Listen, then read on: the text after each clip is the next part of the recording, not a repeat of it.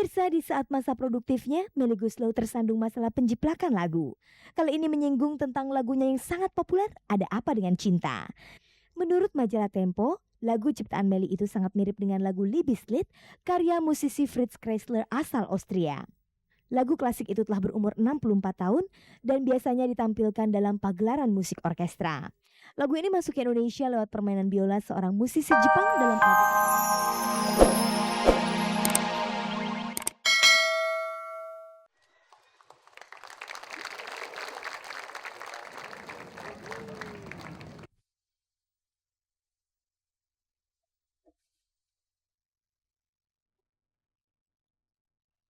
Pemirsa, berita hangat dan menarik lainnya datang dari artis mungil Yuni Shara.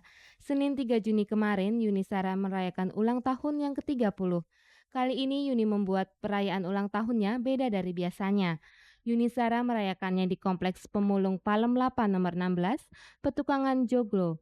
Di lokasi itu, Yuni menghibur para pemulung dengan beberapa buah lagu, diikuti pemotongan kue dan peniupan lilin dengan diiringi lagu Happy Birthday.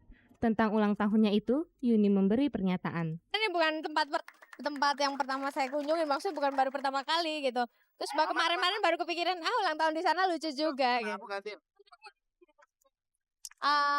Saya, Henry, teman-teman. Di usia ke-30 itu, apa yang diharapkan Yuni terjadi dalam hidupnya? Harapannya banyak, banyak yang baik-baik lah semuanya. Saya tambah tua gitu, terus tapi kalau keinginan saya pengen lebih baik kehidupan saya.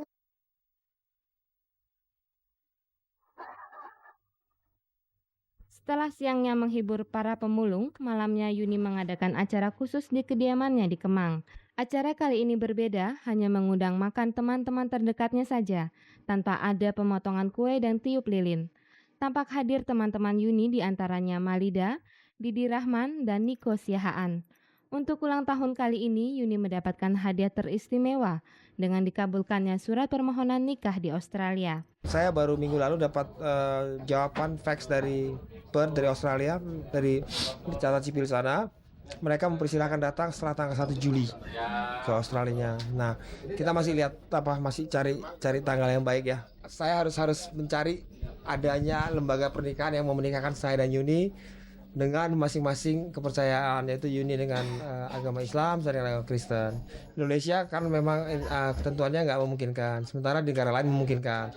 Akhirnya kita memilih Australia, Perth. Nah, di sana kita berangkat, terus nanti di sana dinikahkan di lembaga pernikahan di sana, yang mana lembaga pernikahan di sana itu pun diakui di Indonesia. Baru setelah itu kita ke Indonesia mencatatkan pernikahan kita di catatan sipil. Baru mereka terbitkan suatu akte pernikahan ya gitu. Selain itu, adakah kado lain yang diperoleh Yuni dari Henry? Ya tadi saya bilang jam tangan gitu. Kalau tanya kenapa, ya sebenarnya nggak ada arti khusus ya. Tapi ya kita sambung-sambungin aja ya supaya on time lah artis-artis ini. Kalau jam dinding juga bingung makin.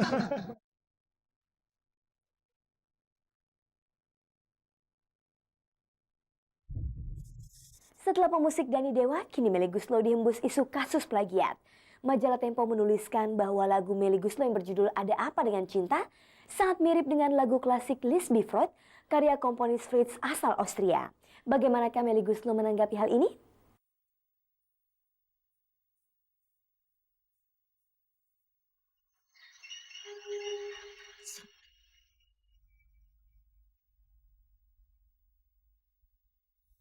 Pemirsa, di saat masa produktifnya, Melly Goeslaw tersandung masalah penjiplakan lagu. Kali ini menyinggung tentang lagunya yang sangat populer, Ada Apa Dengan Cinta.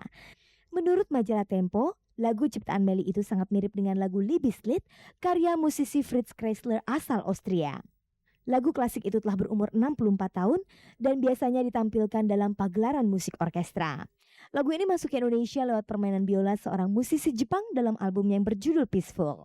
Tentang tudingan itu, Melly Goeslaw yang ditemui oleh Cek dan Dicek menjelaskan. Kata orang itu menjiplak, saya sendiri baru dengar sebetulnya nama pencipta itu. Sekarang aja udah lupa saya namanya, nama pencipta musik klasik itu. Jadi pas orang bilang mirip tuh saya berusaha mencari CD-nya. Saya mau cari di mana letak kemiripannya, tapi CD-nya saya nggak berhasil nemuin sampai saat ini gitu. Tapi percaya atau enggak, saya nggak pernah dengar lagu itu sama sekali. Baru dengar nama penciptanya aja baru di Tempo itu gitu, baru dengar dari wartawan Tempo itu.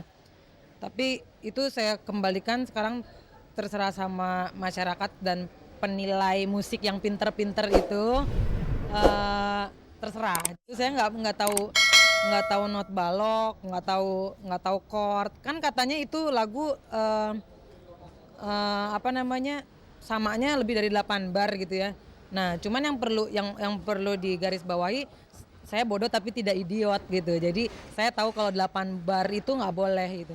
Jadi kalau saya berniat nyontek, nggak mungkin saya nyontek lebih dari 8 bar. Jika memang tidak pernah mengetahui tentang lagu itu, mengapa karya cipta Melly itu bisa sangat mirip dengan lagu karya Fritz Kreisler yang diciptakan tahun 1938 itu? Kayaknya yang bisa jawab Tuhan, kenapa saya bisa menciptakan lagu sama itu, karena saya betul-betul berdasarkan imajinasi, percaya apa enggak terserah. Menyinggung tentang kemiripan lagu Ada Apa Dengan Cinta dengan lagu Liebeslied itu, Cek dan Dicek juga mencoba mengkonfirmasikannya kepada musisi Adi MS. Berikut keterangan pimpinan Twilight Orchestra itu. Kebetulan lagu-lagu Fritz Kreisler akrab di kuping saya karena saya punya partiturnya, saya suka main di piano di rumah. Banyak lagu-lagu dia, dan Fritz Kreisler itu kan komponis yang mempunyai banyak karya yang tidak terlalu sukar didengar, jadi lumayan manis karyanya gitu. Zaman dulu sering dinyanyikan, dimainkan di salon-salon gitu ya. Jadi akrab sekali di saya. Kemudian kalau itu kan lagu Melly untuk Ada Apa Dengan Cinta, saya kebetulan memerlukan nonton karena itu karya teman saya Mira Lesmana, dan saya mendengar lagu itu di situ gitu ya. Tapi waktu pertama kali mendengar, saya tidak serta-merta langsung, wah ini jiplak ini. Belum terpikir sampai ada kasus ini keluar. Saya dengar, oh iya, bisa iya, bisa iya mirip atau apa. Saya nggak berani menjudge. Itu mungkin terjadi seperti yang dijelaskan sama ADMS di majalah Tempo itu. Yang surat undangan tuh mirip banget sama lagunya Michael Jackson, itu juga lebih dari 8 bar yang saya tahu. Tapi nggak mungkin Michael Jackson mencontek Titik Puspa, atau Michael Jackson nggak mungkin mencontek Titik Puspa, atau orang Indonesia nggak mau menganggap bahwa orang luar negeri tuh emangnya nggak mungkin gitu nyontek bikinan Indonesia. Mungkin aja kan, tapi kok toh kan tidak dipermasalahkan gitu. Cuman mungkin memang sekarang orang lagi senang mempermasalahkan soal Melly, nggak apa-apa. Tidakkah ada beban bagi Melly jika terbukti lagunya merupakan karya jiplakan? Kan yang bisa membuktikan kan Mas Erwin Gutawa, itu dia bisa membuktikan bahwa lagu itu mencontek lebih dari 8 bar. Tapi saya ini kan orangnya yang bikin. Saya menjawab dengan sejujur-jujurnya, tapi percaya apa enggak terserah. Saya tidak pernah mendengar lagu itu. Jadi saya harus membuktikan dengan cara apa, saya memang tidak bisa membuktikan gitu. Menurut Adi MS, dugaan plagiat yang dilakukan Melly Guslow itu memang masih mengundang perdebatan. Mengenai kasus Melly, saya sendiri terus terang belum berani atau tidak berani mengatakan bahwa itu menjiplak atau tidak gitu ya. Karena ada kemungkinan itu berupa yang mereka bilang reminiscensi atau